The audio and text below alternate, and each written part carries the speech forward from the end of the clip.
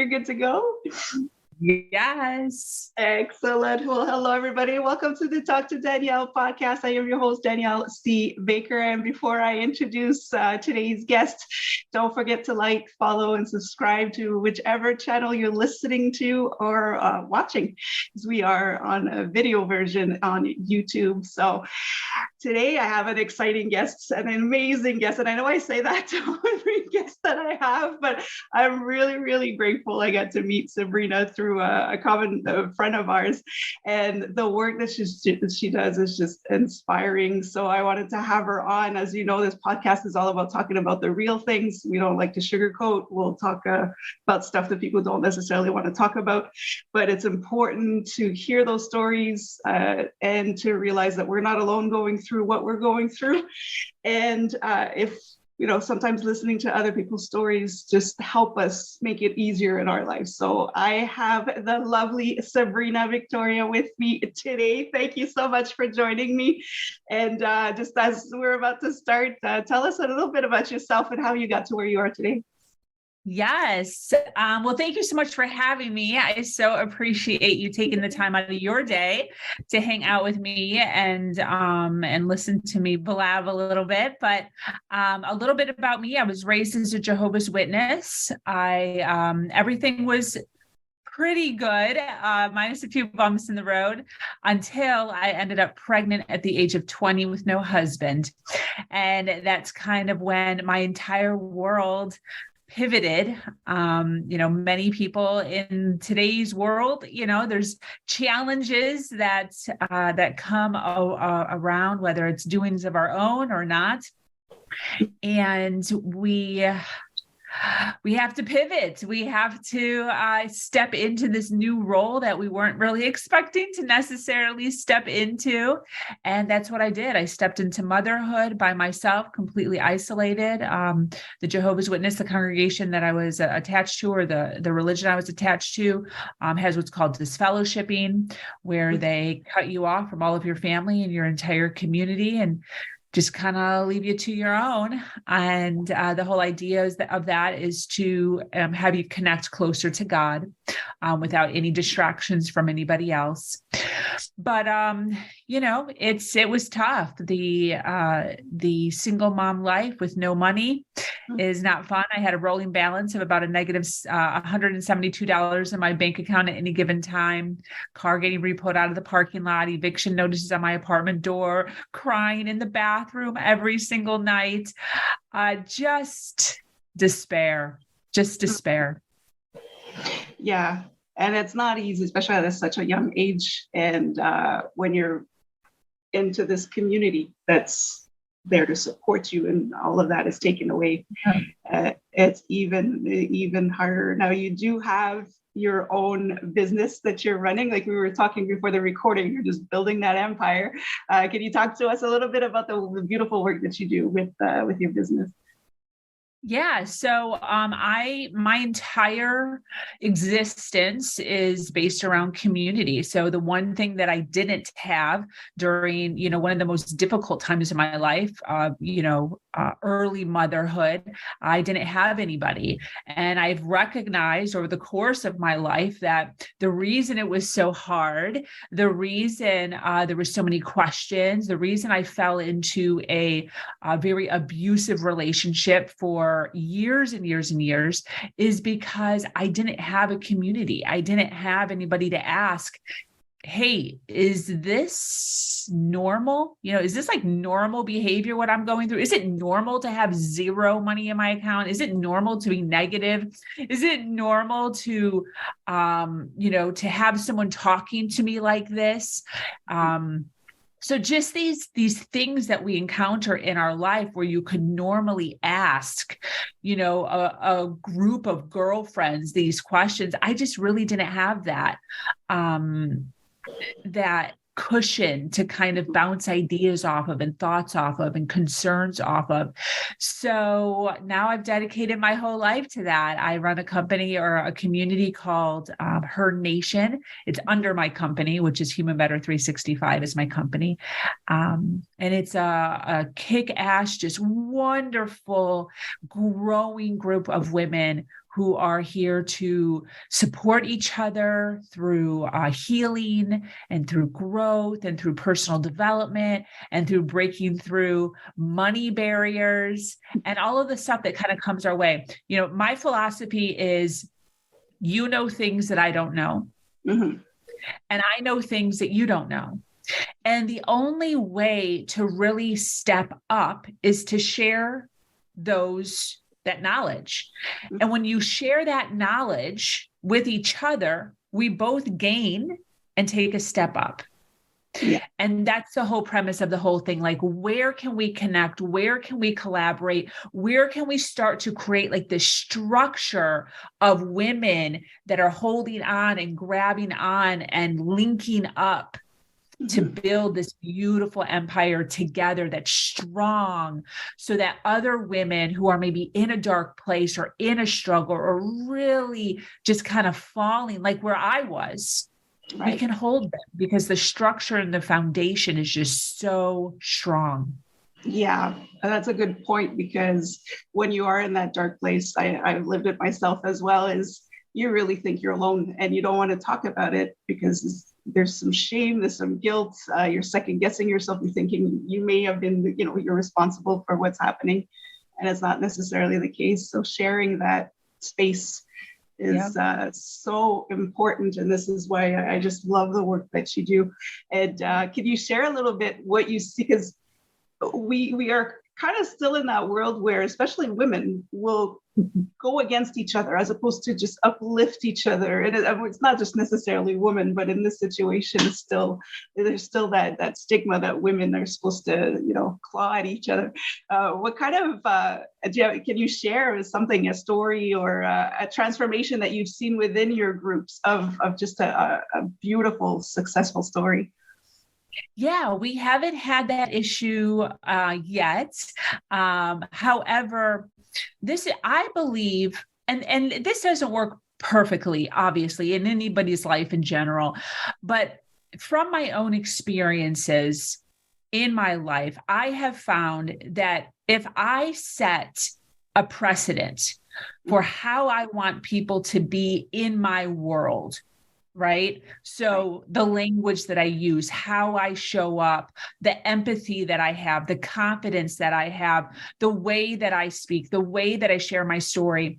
Like, I share my story in a way of educating others, not bashing the people that hurt me, right? Because we're all in the middle of a learning experience. We're all showing up in our world the best way that we know how. So there's no place for blame anywhere in my story.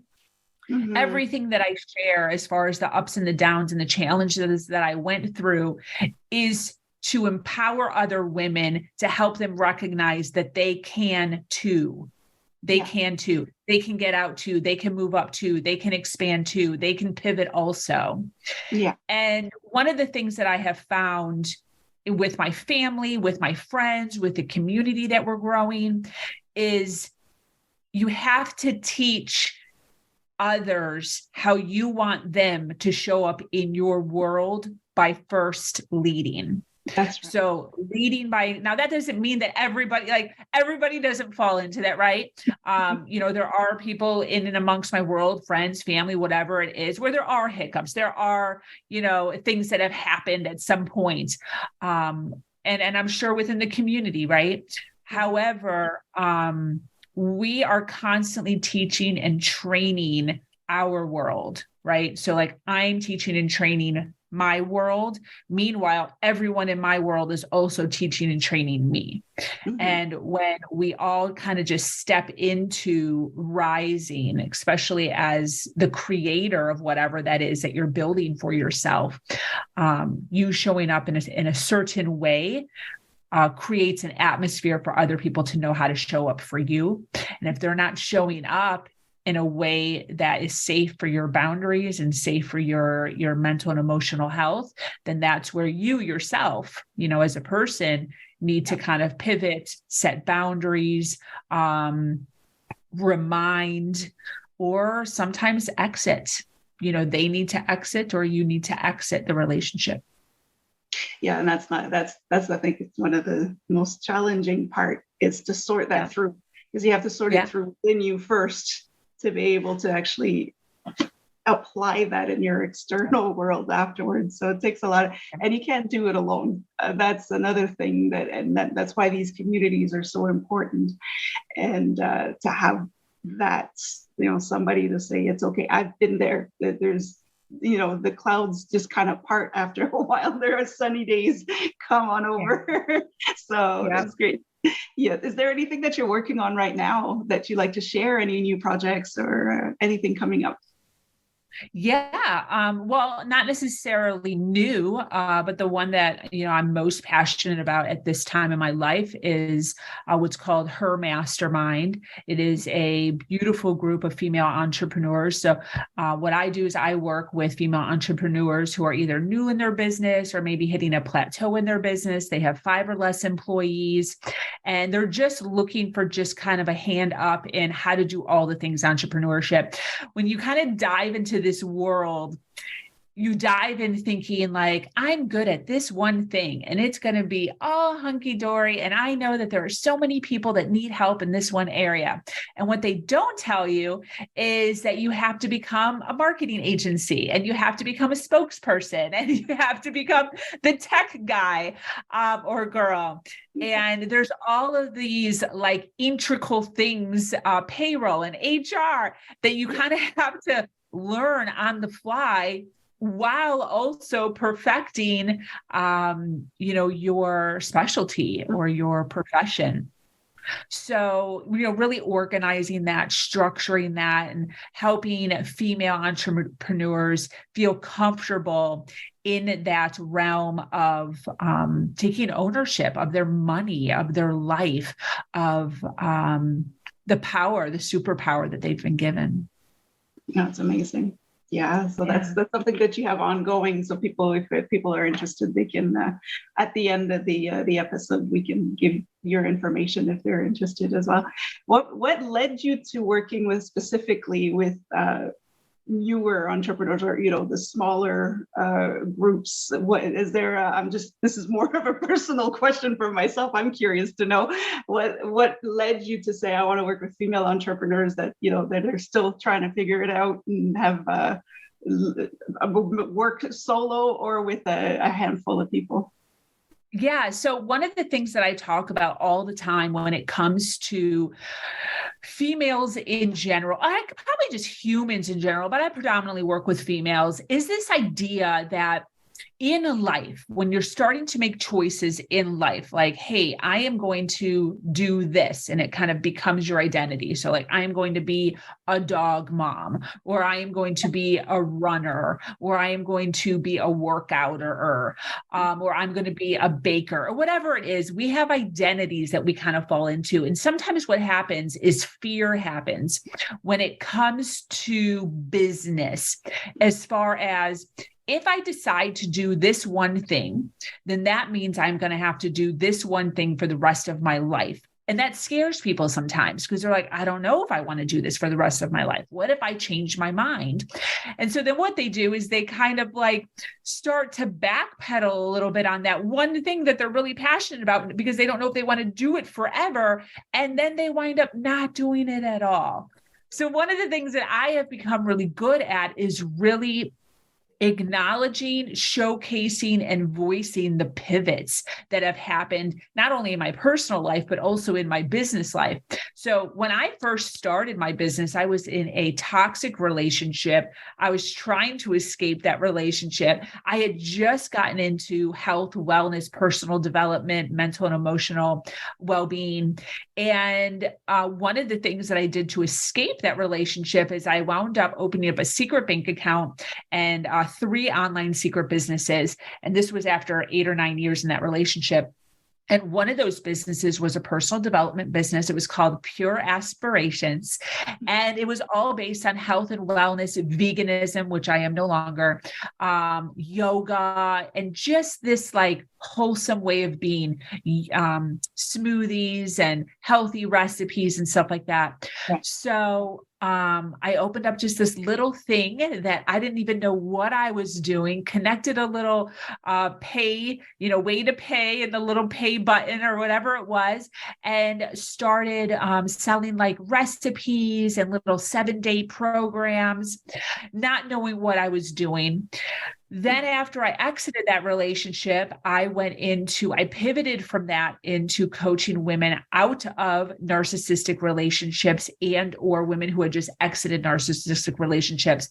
One of the very first professional programs that I ever created was a program which I still have, I still sell somewhere down in the dark dungeon. It's there somewhere, called How to Leave Your Husband in 365 Days.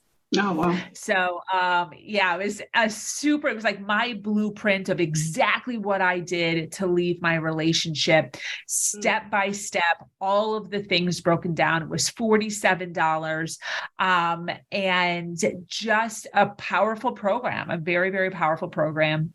And through that program, I started to get a one-on-one coaching. I had never done that before either. I had already gotten certified in a few different things. And I started to just talk more boldly online, on YouTube, of my own story. That's kind of how my podcast came to be, is I really started to just kind of dive into my own story. And from there is actually where I started to realize that I loved working with entrepreneurs. So a lot of those females were females that were having issues with money, because that's one of the things that toxic relationships do is financial abuse. It's one of the biggest ways of controlling somebody, is to make sure that they have no money. It's like the number one thing that happens within a toxic relationship, is making sure that the victim has no money to escape. Right. So there's this money mindset thing that's happening. And a lot of these females they want to up level. They want a side hustle. They want to do something that can create them a little bit extra on the side from their 9 to 5 or whatever's going on. Or some of them are trying to exit a relationship and they just want to do something on their side because the husband won't necessarily let them leave. So these women that I was coaching in the world of narcissism was also kind of connected to business and entrepreneurship, because that's what they were coming to me for, is how the F do I get out of this thing? How did you get your money? So it just kind of flowed from there.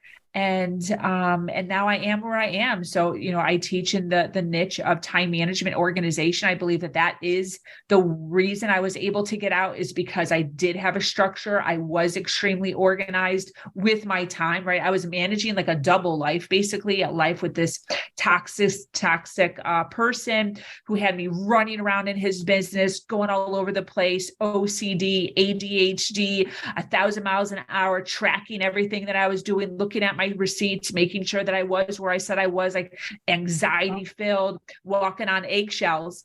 And then over here, to escape, I was becoming this powerful, like wealthy in my eyes, individual who was brilliant and studying and bettering herself. And I had to keep these two separated. And I also had to organize my time so that he had no idea what was going on, and then still being able to create this. So, having to in my head, almost create like a puzzle, this puzzle of chaos, and fit all the pieces together in order to make sure that my escape went successfully.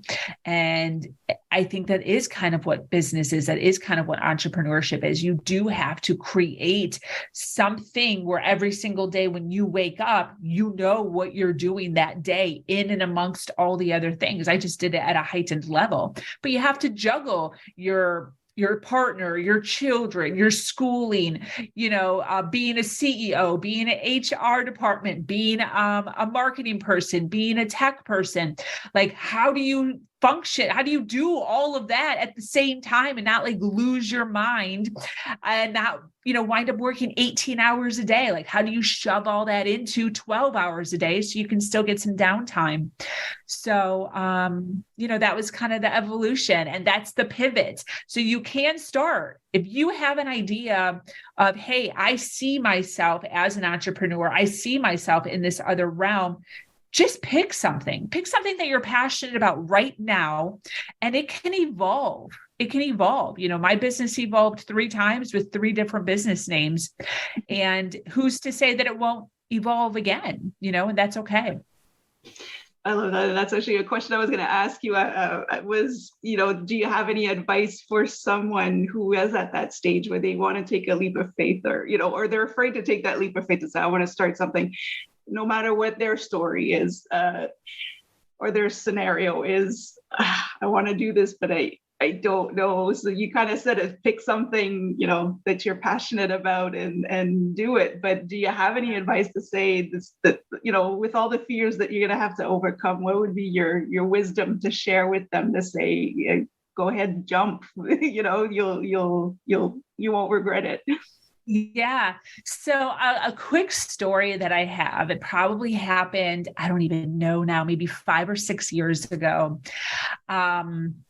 Not necessarily related to business, but yes, also related to business. So bear with me. But I was going to the grocery store in my car, and in the parking lot of the grocery store was this maybe like Hispanic family asking for food. The husband had a sign, and he was with his wife and 2 children. One of them standing, maybe like 4 years old, and the other one in a little stroller. And he's just holding a sign saying, hey, we need help paying rent.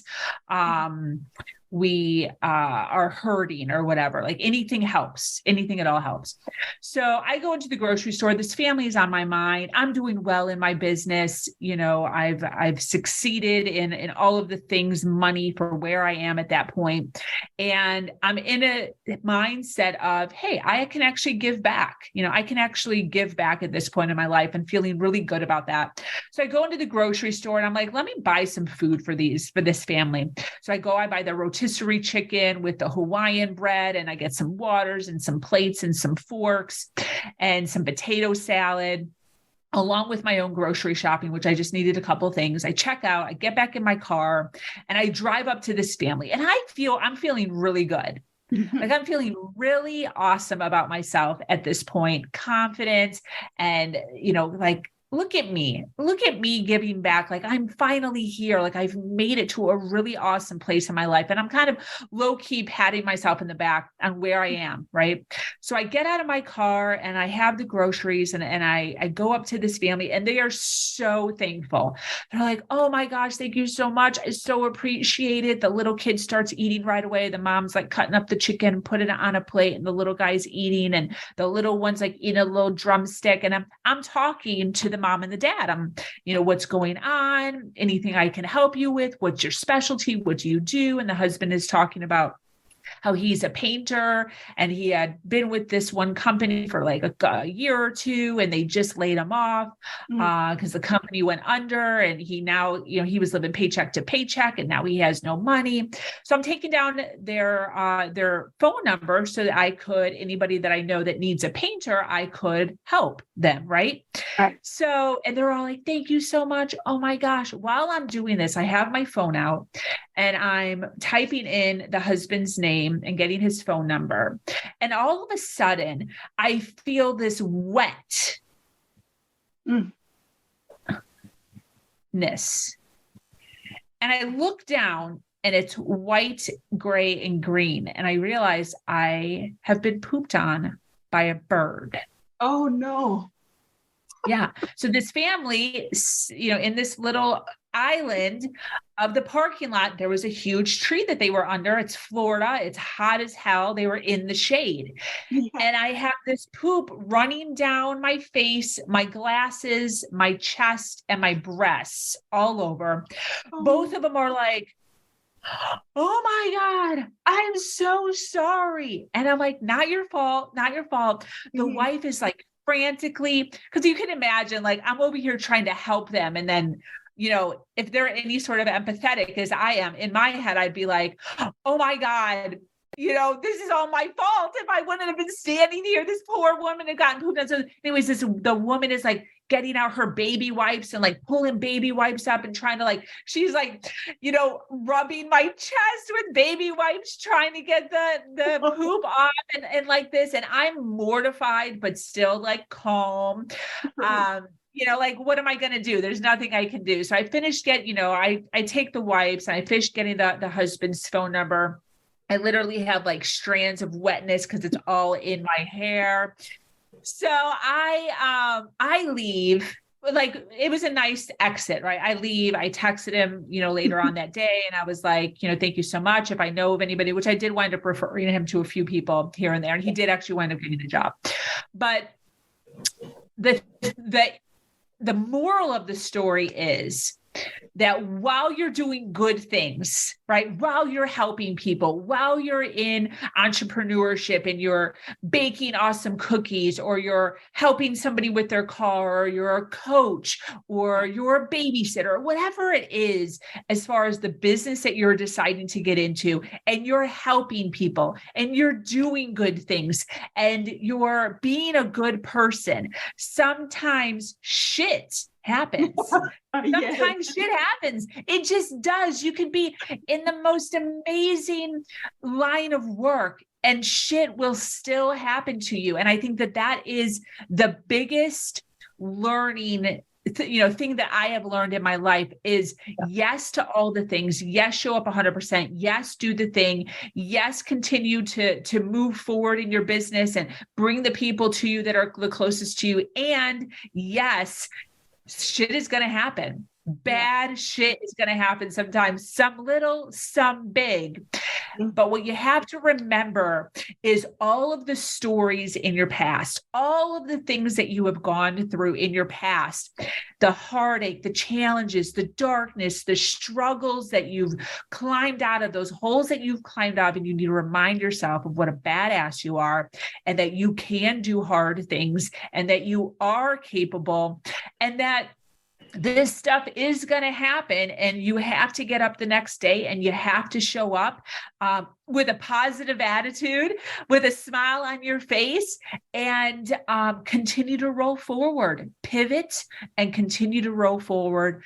And you'll start to see progress. You'll start to see progress, but it's just getting over those hurdles of all of that stuff that happens sometimes.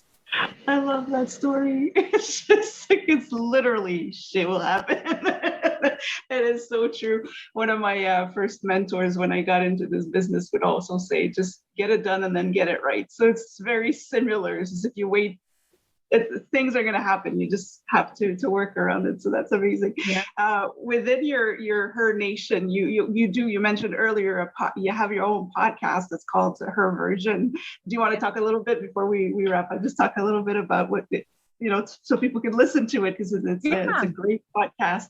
So do you want to share that a little bit?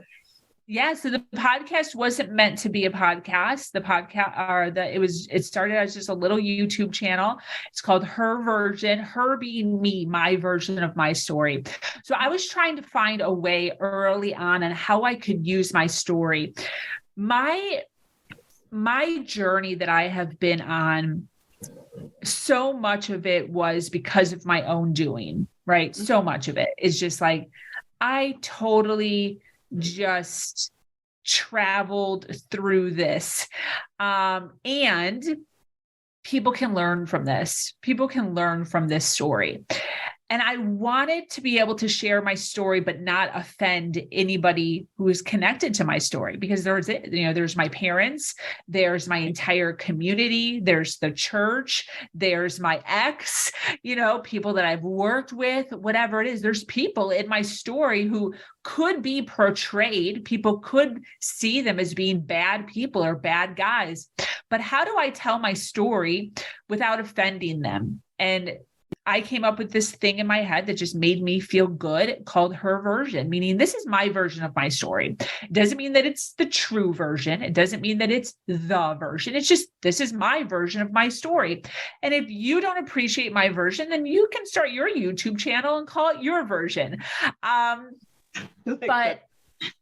But what happened is I started to share very intimate details about things that have happened, really taking this, story that I just condensed in this little tiny thing for you here, and really just started to break open a lot of the little scenarios that happened and the red flags that I saw, and the healing that I had to do or wasn't on at that time, and why that happened. And women just really started to connect to my story and say like, oh my gosh, your story is like my story, or oh my gosh, your story is actually inspiring me to move out of my story and pivot my story. And so many women since then have actually left toxic relationships, have left toxic religions, and are now free and making choices and setting boundaries for themselves. But so my podcast has had, now that it's grown, over 400 women only on its stage. And we do everything from one-on-one podcasts to impact panels where we talk about one subject for 2 hours with several women on screen, open forum style. And the whole premise of the podcast is to inspire, uplift, and really meet people where they are in their point of struggle or challenge or darkness, and help them see like, hey, this is my story. She did it. This is how she did it. I resonate with this one or two things that she said. Yeah. I didn't resonate with the rest. I will take these couple of things and I will use them in order to propel myself forward in my story. And then I will come back to the podcast, listen to another story, take one or two things from that woman and add it to my story. So it's take what you like, take what resonates with you, and then leave the rest, because the rest could be what resonates with somebody else. And that's the whole premise of the podcast. And it's all based around just educating, something that I don't know, and really building upon that. Well, that's great. Yeah, I like that you said, take what works for you. And I find even listening to the episode another time later on, you may catch something that you didn't catch the first time, but right now you're living it and you have that. So that's amazing. Thank you. I just love, I've been listening to your podcast, and I just, those guests are just, they have such great energy that I just enjoy listening to it. It's great. Before we wrap it up, do you have any, I always ask this, do you have a advice or wisdom you'd like to share with us that you wish you would have known earlier in life to make your life easier? Yeah. One of the, there's two actually, if you don't mind. The first one is choices. I didn't know, and I feel like so many people can relate to this. I didn't know that I could make choices. Yeah. I didn't know that I could say yes or no. I was living my life for so long in this journey of I do what other people tell me. Mm-hmm. And that's all I do. So I have no control over my own life. I have no power of my own life. All I do is just wait for somebody to tell me what to do. And then I do that thing, whether it's my religion, whether it's my parents, whether it's my boss, or whether it is in my relationship. Yeah. And because I had this mentality, this mindset, I ended up with individuals, even friends, even female friends, Mm-hmm. who were very dominant, very narcissistic tendencies, because of this mindset that I had of, I can't do anything by myself. I have to wait to hear for somebody to give me an order. And then this is the life and the journey that my life is going to go on. And I don't remember when it happened, and I wish I did, but I do remember the era of which I just started walking around. I was reading, I was watching tons of YouTube videos with Joe Osteen and Les Brown and Tony Robbins and Barbara Cochran and all the things, right? Lewis Howes. And I started recognizing like, oh my gosh, I have the freedom of choice. And I just started walking around telling people, like, people would just be sharing stories with me. And I'd be like, do you know you have choices? You can like choose. You can choose yes or no. And it was this whole thing for like 6 to 8 months where just everyone that I talked to, where we got in the rhythm of talking about heavy things, which is what I'm really good at, is getting people to talk about heavy things versus surface level things. And I would just constantly pour this whole concept of you have choices. You can say yes or no. Did you even know that? So I think that's one of the biggest ones that I wish I knew earlier on is I don't have to do what I'm told. I can choose to do something else if I want to. Like, we have choices. Now, some of those choices have consequences, right? But we have choices. And then the second thing is, I wish I had known earlier on that you can make money outside of a 9-to-5 job. So many individuals early on when I was started coaching are in this box of, I can only make the money. The money that I have is only from my 9-to-5. There's nothing else that I can do to create income for myself to really start to get ahead. So constantly just in a state of despair and sadness and anxiety and unworthiness because they're only getting paid blah, blah, blah per hour. And this is what they're worth. There is no chance for raises. They don't feel comfortable leaving that position and getting another job. Their fear of, I'm not good enough and no one else is going to hire me for more money than that. And they stay stuck in this whole 9-to-5 thing. And they're never able to kind of get ahead financially because this is where they are. I remember when I left my toxic relationship and I had to dive into making sure that I never had to go back to him ever again, and just being like a squirrel and just collecting money. I mean, I was literally on a rampage of just a squirrel and where is the money? Like, how can I get more money so that I don't end up broke? My ex told me that within 6 months of leaving him, I would end up in the back of a dumpster living in a cardboard box with my son. And I was so scared that that was actually going to happen, that I had my 9-to-5. And then I also was doing like 16 other things, that I was doing. So I was building my business, right? My coaching business, which was making money, but not that much money.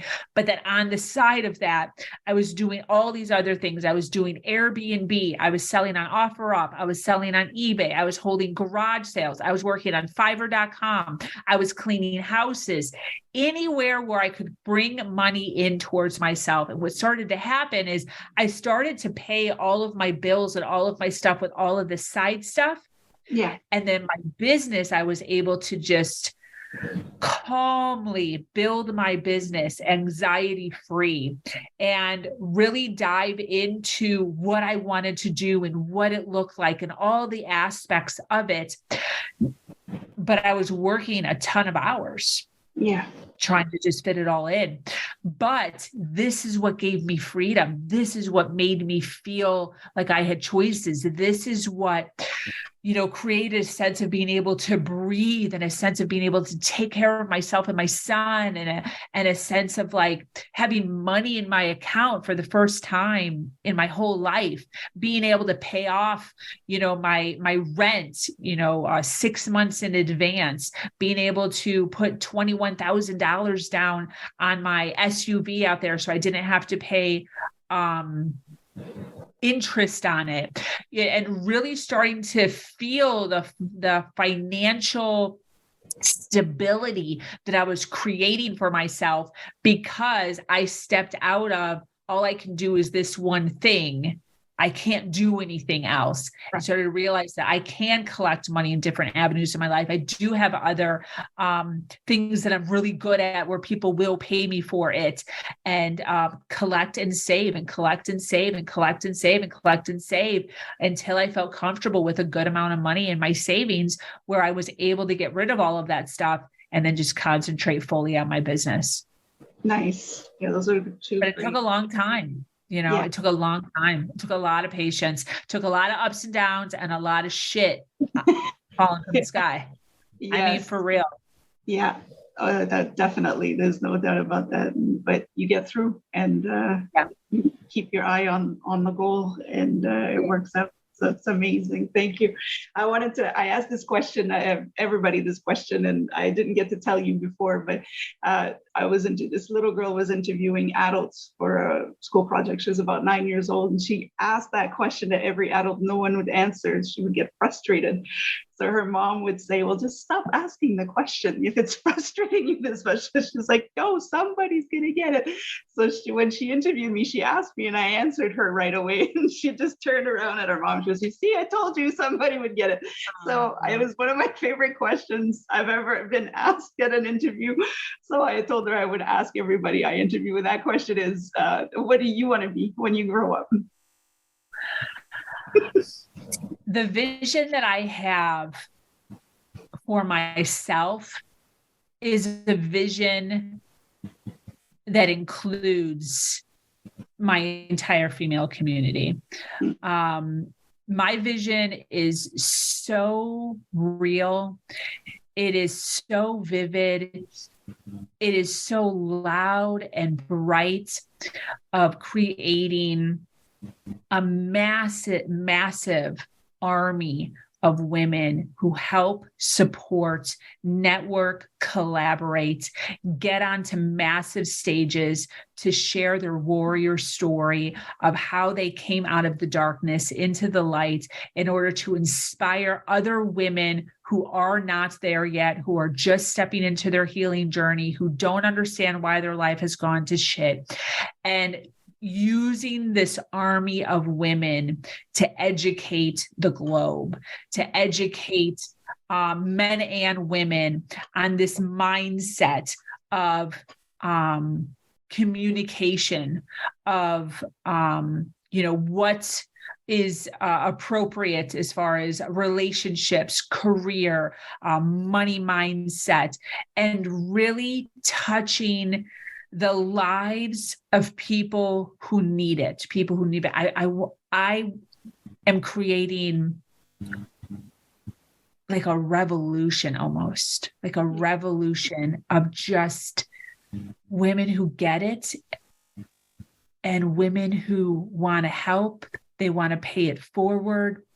And when you see this logo or this emblem or this phrase, you know who you're talking to, and it's someone who's empathetic, it's somebody who's compassionate, it's somebody who's there for you, it's somebody who is rooting for you and wants you to rise, and it's gonna be fucking gorgeous. Amazing. Yeah, that's beautiful. That is that's what I like that question, because it's endless, it's limitless, so that's absolutely wonderful. Thank you for sharing that. Now, if anybody wants to follow you, they want to see your work, see you in action, or want to work with you, how can they reach you? Yeah. So my website is the easiest is just my name, sabrinavictoria.com. And that has all of the things. So, anything that you are looking for as far as the company that I run, the communities that I run, it's all there on that website, along with all of my social media. Excellent. Perfect. I'll make sure to add that in the description and the comments of wherever this will be streaming. So I want to thank you so much for coming on. It was a pleasure. I love hearing your story. I could talk to you all day, and it's just very inspiring. And I, for anybody who's been listening and watching, if you find that inspiring as well, make sure to share so that somebody else can hear those stories and get inspired to step up and to take that leap forward. So thank you again so much, Sabrina. I look forward to do some more work with you. And for everybody that is watching at the moment or listening, depending on where you're listening to, don't forget to like, follow, or subscribe to the channel you're listening or watching. And until next time, stay safe, stay awesome, and we'll talk soon.